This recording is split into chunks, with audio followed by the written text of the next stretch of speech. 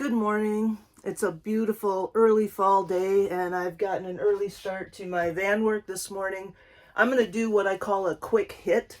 When I sold the van, I had a door across here, a metal door that I took out and sold. And there was some nice supports up in those corners that were made out of styrofoam, and sadly I sold them with the door. So what I'm going to do today is I'm going to insulate up there. That's what I'm up to this morning. I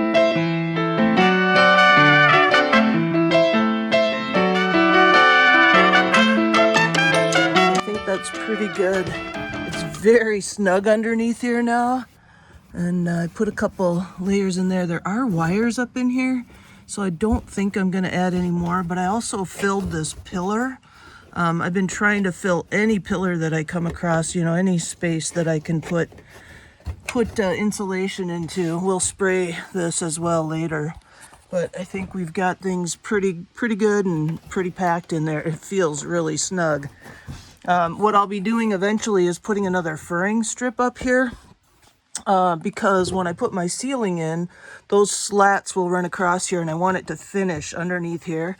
And then eventually I'll tuck this up nice. I'll probably nail it up or something to that board that's up there.